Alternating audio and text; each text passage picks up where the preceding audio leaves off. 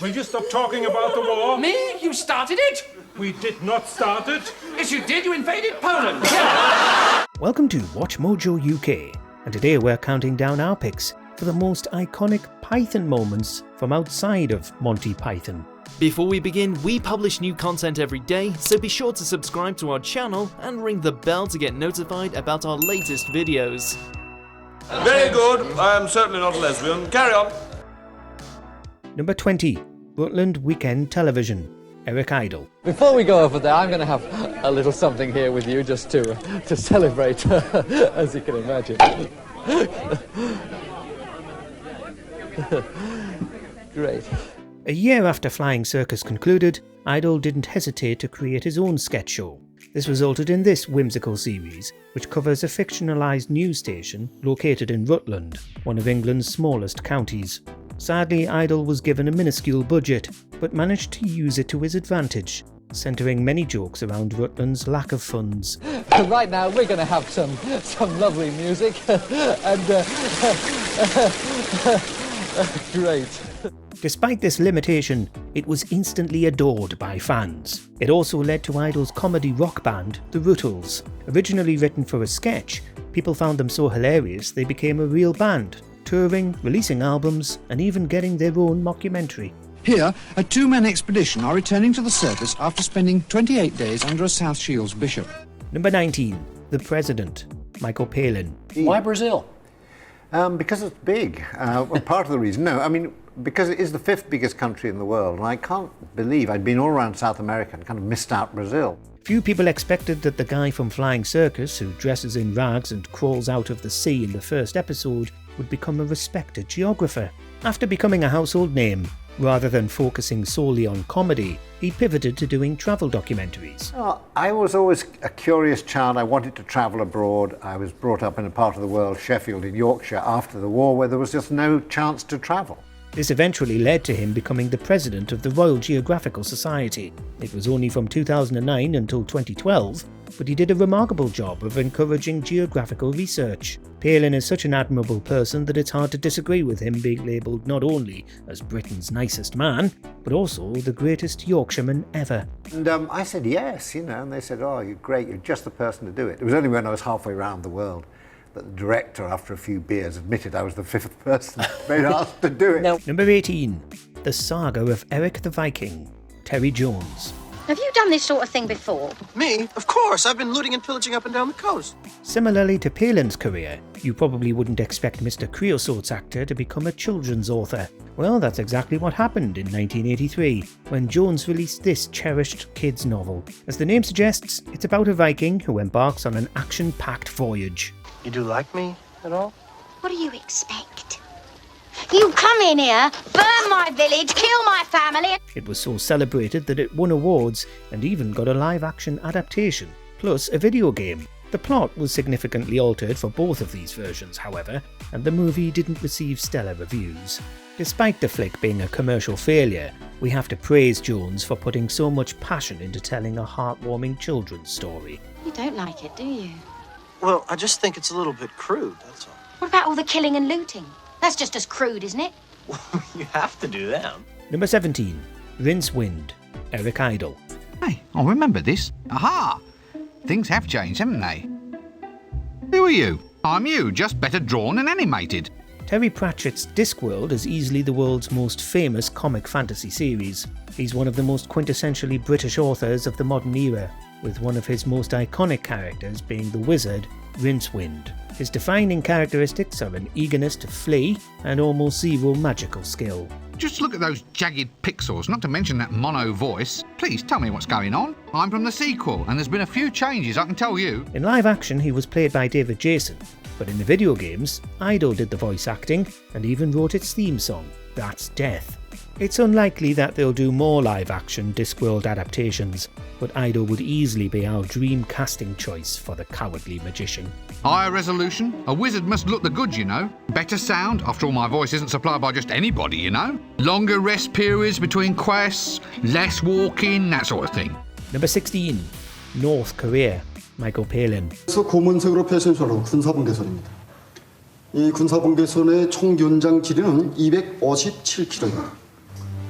당신의 신변 보장을 위해서 여기서부터 무장한 우리 군인들이 함께 동행하게 됩니다. Palin is the only Python to ever be knighted, and that's never likely to change. This was on account of his contributions to travel, culture and geography. Many of these contributions came in the form of excellently crafted travel documentaries, such as his 2018 one about North Korea. 1950년 6월 25일 우리나라에 대한 침략 전쟁을 일으켰던 미국은 전쟁 1년 동안에 심대한 군사적 타격을 받게 되었습니다. It was significant because the North Korean government has extreme censorship laws, meaning little is known about average life there. Palin's documentary was a landmark moment in revealing what life in one of Earth's most brutal dictatorships is like. It was such a big deal that Palin was convinced it would never get made in the years leading up to it. If you're eager for more Monty Python facts, or simply want to learn more about British pop culture, head on down to WatchMojo UK's 24/7 livestream. Scan the QR code on screen to join us for live non-stop British pop culture fun. It's interesting to hear your side of it, because I was 10 years old when the armistice ended the conflict in 1953, and we were told we had won, and you believe you had won. Number 15. The Secret Policeman's Ball, John Cleese. Who'd have thought 40 years ago we'd be sitting here drinking Chateau de Chasserais? Aye. In them days we was glad to have the price for a cup of tea. 5 Pythons appeared at these benefit shows in total, but the idea was almost entirely John Cleese's. He came up with the idea of these fundraisers with Peter Luff, a former senior figure at Amnesty International. We never had a cup. We used to drink out of a rolled-up newspaper. Best we could manage was to suck on a piece of damp cloth. It led to 4 separate eras of shows, with performances from the first 5 years being the most remembered on account of having 5 Pythons, plus Rowan Atkinson. It continued for decades though, with the most recent tour happening in 2019. Outside of the shows, many figures have claimed it inspired them to get involved in altruistic causes, including Amnesty, alongside a plethora of other charities. My old dad used to say to me, "Money doesn't buy you happiness, son." He was right. I was happier then. And we had nothing. We used to live in a tiny old tumble-down house with great holes in the roof. Number 14. A Fish Called Wanda, Michael Palin. You really like animals, don't you, Ken? What's the attraction? Because you could trust them. When this comedic heist flick was released in 1988, it became an instant classic. It centres around the whimsical escapades of a group of diamond robbers who won't hesitate for a second to backstab one another. Michael Palin plays one of the lead roles, Ken Pyle, and it's easily one of the greatest performances of his career. Ken has a severe speech impediment and is teeming with kindness and empathy. Dead? Heart attack.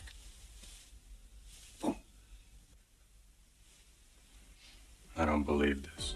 The sweet animal lover is actually a sometimes brutal criminal, as proven by his escapades with Mrs. Cordy. He's also got a noticeable stutter, but Palin tried hard to make sure it wasn't disrespectful, therefore avoiding poking fun at speech impediments. He even helped create the Michael Palin Centre for Stammering in 1993. What's this one's name? Well, not Wanda anyway. I'm going to call her Lunch. Hello, Lunch. Hello.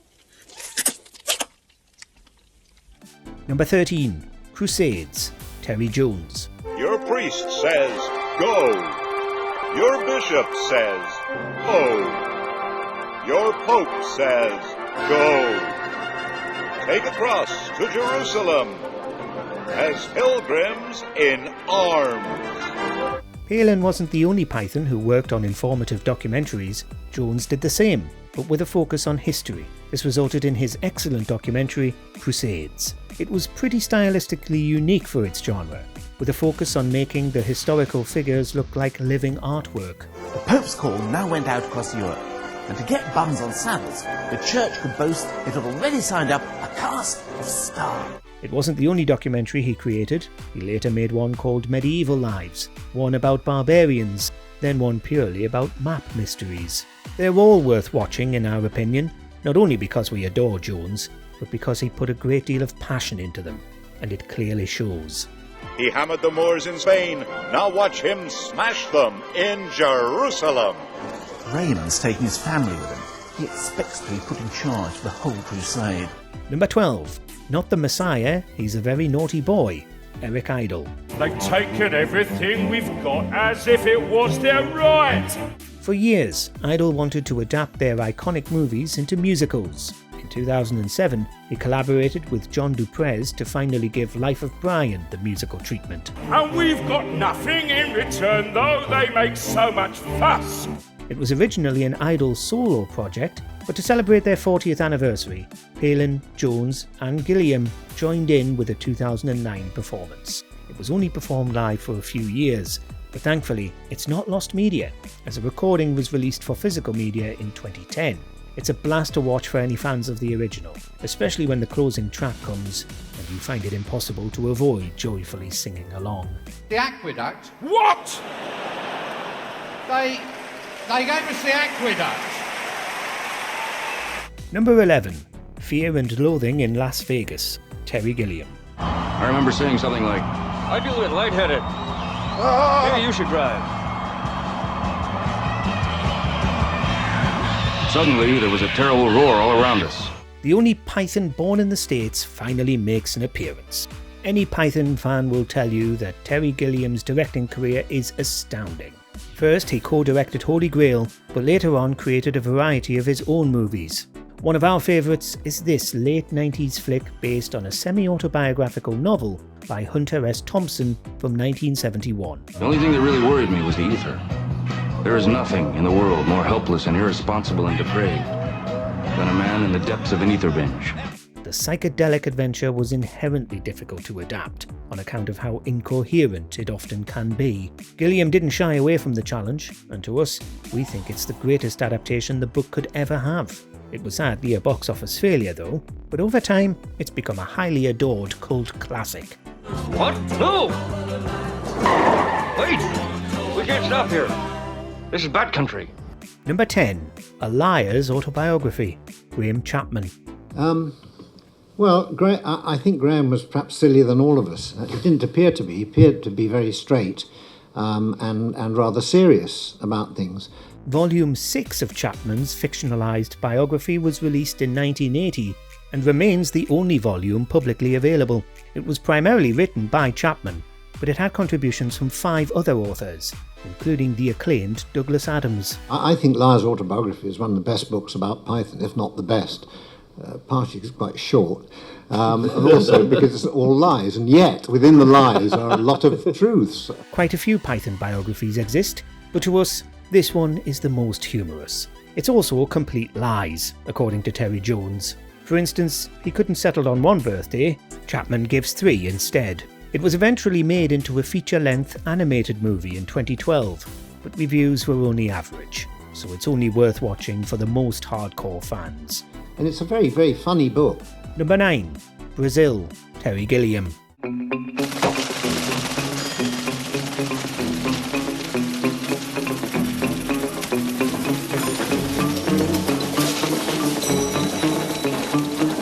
The 4th film Gilliam directed is often cited by fans as one of their favourites.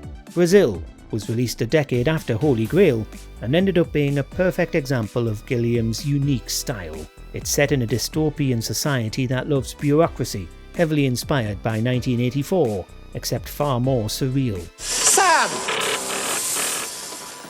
Jack! Well, long time no see. Hey! Gilliam created it as a satire of the industrial world he was born and raised in. It was popular in Europe, but Americans weren't interested, making it a bit of a flop. That hasn't stopped it from becoming a cult classic adored by millions today, with many calling it essential Gilliam viewing. Records is a dead-end department. No security level worth a damn. It's impossible to get noticed. I know. Wonderful. Marvellous. Perfect. Number 8. A Fish Called Wanda. John Cleese. Champagne. We've already talked about Palin's role in this classic comedy, but its screenplay was written by John Cleese with help from the legend Charles Crichton. It was the first film the latter worked on in over 2 decades, and it ended up getting him tons of nominations, with plenty of people calling it his best. What's the matter? What are you doing? Champagne, dear, to welcome you home. Let me pour you a glass. To many, it's the best film Cleese ever wrote outside of the core Python series. It was followed up by a spiritual successor, Fierce Creatures, in 1997, but this failed to live up to the first one's success, and Cleese later admitted to it being a mistake. I know, extraordinary. He rang the bell and I opened the door. Well, let's go to the pub. What? Let's go to the pub. Get a drink there. Would you like to come, Portia? I haven't been to the pub for 15 years. No, well... Number 7. Labyrinth, Terry Jones. You're him, aren't you? You're the Goblin King. Labyrinth is one of the 80s most iconic pictures, featuring David Bowie as one of the most stylish villains in cinema. Not a single Python starred in it, but the script was crafted by Jones himself. He wasn't the sole writer. It was inspired by a story Dennis Lee and director Jim Henson had come up with. Sarah, go back to your room. Play with your toys and your costumes. Forget about the baby. Still, Jones had sole screenwriting credits, and his charm definitely shows. Like a few of Gilliam's movies, it was a box office failure in America, but people loved it abroad. Opinions of it have improved over time, making it a perfect example of a cult classic. But I have to have my brother back. He's there, in my castle.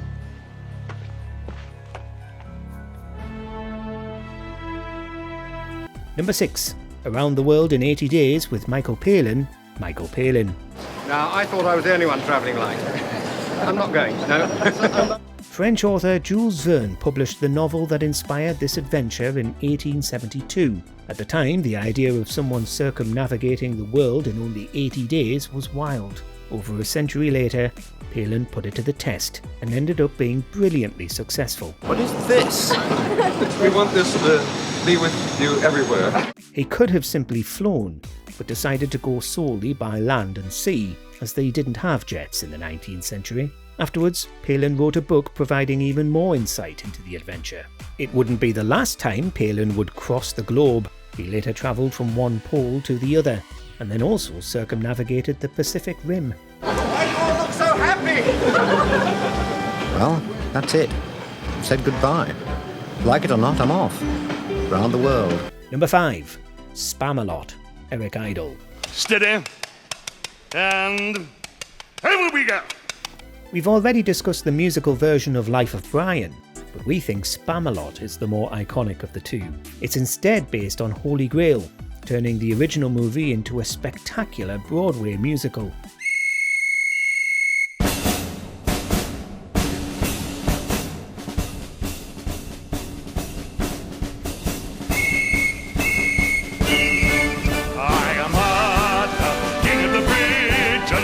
Idle had been trying to make it for years, but eventually decided to just get it done himself. The first run was massively successful, featuring the talented Tim Curry as King Arthur. Ready! Okay! K-I-M-G-A-L-T-H-U-R, Arthur! Sadly, the rest of Monty Python weren't that into it. For example, Jones and Gilliam weren't that interested in it, but Palin said he loved it, mainly because he made a bunch of money from it. Who's the king? Who the king? Number 4. 12 Monkeys, Terry Gilliam. I'll tell you what's going on. Bad news, man. Volunteers. Yeah, and they said your name. While everyone will have different preferences regarding their favourite Gilliam movie, 12 Monkeys is his most celebrated and successful. Unlike the other films we mentioned, this one was a titan at the box office. It earned over $168 million on a $29 million budget, receiving overwhelmingly positive reviews. He's got a history, Doctor. Violence, antisocial sex, repeated violations of the Permanent Emergency Code, insolence, defiance, disregard of authority. The film is set in the future where almost all humans have been eradicated by a virus. One human is then selected to go back in time to try and prevent it from happening. It has some massive names for the era, with Bruce Willis and Brad Pitt playing two of the primary characters. If you're not into Gilliam's solo movies already, this is an excellent one to start with. I don't think he's going to hurt us. You aren't going to hurt us, are you, Mr. Cole? No, sir. Number 3. Don't Mention the War, John Cleese. Listen, don't mention the war. I mentioned it once, but I think I got away with it all right. We could include the entirety of Fawlty Towers on here, as every episode is timeless. We instead decided to focus on the iconic conclusion to Series 1 episode, The Germans. Tons of fans consider this the show's greatest moment, and we find it hard to disagree. Here's the plan. I'll stand there and ask them if they want something to drink before the war. Before their lunch. Don't mention the war. Every episode builds up to a disaster of meteoric proportions, almost always the result of hotel owner Basil's incompetence. This one comes after the kitchen almost burns down, causing Basil to end up with a concussion. Rather than waiting to heal, he returns to work almost immediately, which is debatably one of the worst decisions he ever made. Why not? Why not indeed? We're all friends now, eh? A prawn cocktail. All in the market together. Old differences forgotten, and no need at all to mention the war. Sorry. Number 2, Coming Out, Graham Chapman. Would you like to ask me whether I'm a lesbian? No. Or not? I wouldn't like to ask you whether you're a lesbian because I... Well, I certainly am not. Many people consider Chapman to be the greatest actor among the group, alongside just all round being impossible not to love. Our respect for him was already through the roof, but it got even greater when he became the UK's first openly gay comedian. You want to experience life in its full richness? Of course, I would like to experience lesbianism. I see. Of course. Friendly, sensible, isn't it? This happened in 1972 on a talk show hosted by George Melly. Sadly, the difficulties of being gay during an era when it was stigmatised led to Chapman developing a drinking problem, explaining why he's clearly drunk during the interview. Well, few persons, I think, who have boldly and bravely announced yourself to be homosexual. Well, I am, yes. Not everyone was supportive, sadly, with some fans complaining about them having a gay member. Thankfully, the rest of the troupe provided nothing but support for their beloved friend, and now people have nothing but nice things to say about Chapman. White people have a fear of black people, like heterosexual people have a fear of homosexual people. There's no point in it. We should all just love each other and do it in our own way, and that's the only thing that's important. Number 1, Chapman's eulogy, John Cleese. Graham Chapman, co-author of the parrot sketch, is no more. He has ceased to be. Bereft of life, he rests in peace. The first Python to tragically pass away was Chapman, who died of cancer in 1989, with Michael Palin by his side. The Pythons avoided his real funeral, as they didn't want to attract too much publicity.